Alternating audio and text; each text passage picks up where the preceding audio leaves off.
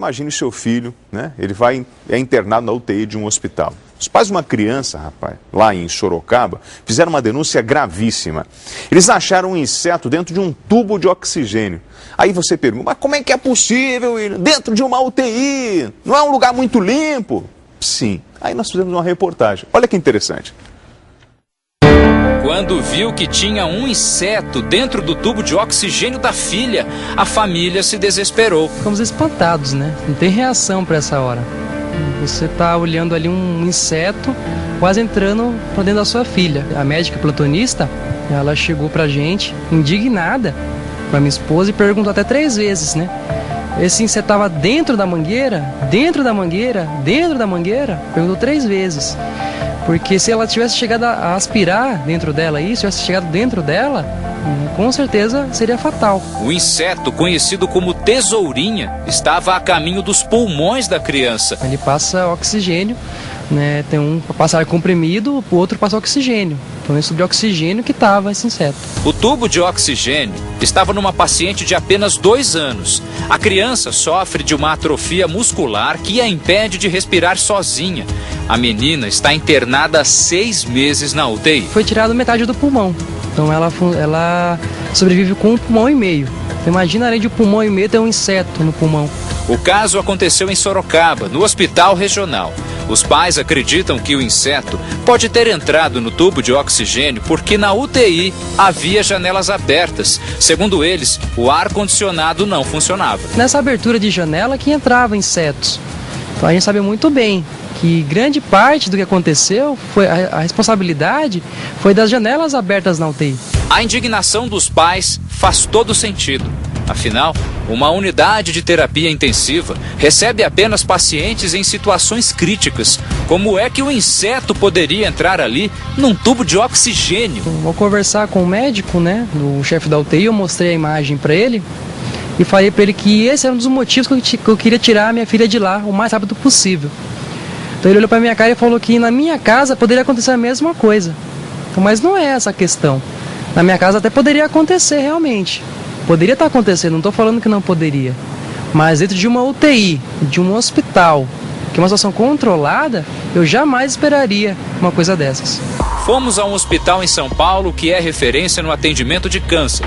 Aqui o movimento de pacientes é intenso. São 1.000 cirurgias por mês.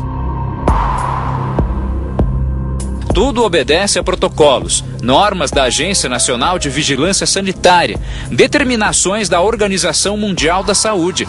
Nas UTIs, a atenção é máxima. Existem vários checklists que são passados por várias áreas do hospital. A área de controle de infecção é uma área responsável por verificar se está tudo ok, mas, por exemplo, hoje em dia os hospitais têm acreditações, né, que até vêm empresas de fora verificar se esses padrões são cumpridos. Para entender melhor o conceito de limpeza hospitalar, vamos para um outro ambiente. A central de materiais de esterilização é um ambiente ideal para que se entenda o rigor que um grande hospital trata os seus equipamentos. Esses materiais que estamos vendo aqui, a maioria usados no centro cirúrgico, já foi esterilizado. Inclusive nós precisamos usar esse tipo aqui de roupa, que são os paramentos, porque de lá para cá só se entra dessa forma. Nossa roupa tem que estar absolutamente limpa. E essas máquinas que estão aqui no fundo têm um papel fundamental nisso, doutor. O que são essas máquinas aí? Essas máquinas são autoclaves. Essas autoclaves servem para esterilizar todo o material que necessita ser esterilizado para uso no hospital. Então elas são máquinas que fazem esterilização. O material já entra limpo do lado de lá e ele é esterilizado a altas condições de altas pressões e alta temperatura para que ele saia estéril. Temperatura, umidade relativa do ar, tudo é monitorado 3 vezes ao dia. Afinal, a esterilização recebe todo o material reutilizável do hospital. 40 funcionários trabalham no setor. Eles ficam envolvidos num material que é um material que a gente chama que é grau cirúrgico, que é tem um tipo de um plástico e um papel e que ele conserva o estado desse material estar estéril. É uma embalagem específica que ele resiste a mais tempo sem ter porosidade, sem deixar umidade, poeira, nada entrar. Lugares como as As UTIs e os centros cirúrgicos são de extremo cuidado. O ar que se respira, por exemplo, é mantido sob um rígido controle. Filtros potentes são capazes de barrar bactérias. Filtros que garantem que o ar que vem do ar-condicionado só passe por esses filtros partículas menores que 3 micra.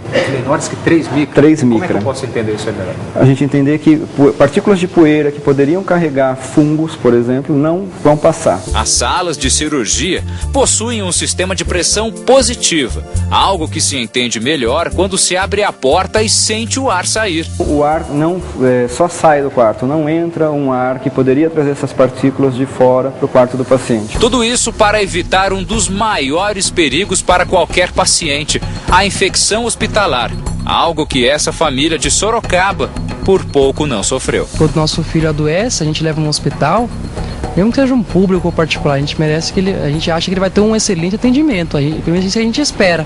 A gente paga o nosso imposto aqui para poder recebê-los de volta ali, de alguma forma.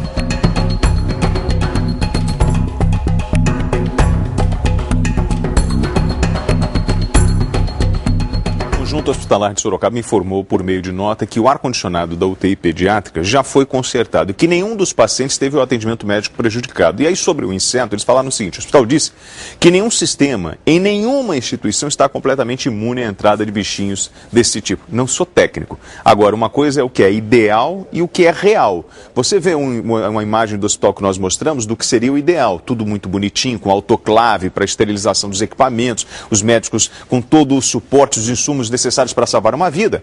E você vê a realidade que nós encontramos em vários hospitais pelo Brasil afora, que é uma realidade completamente diferente, amigo. E sabe como é que muda isso? Uma coisa chamada dinheiro, com investimento e gestão. É claro, né?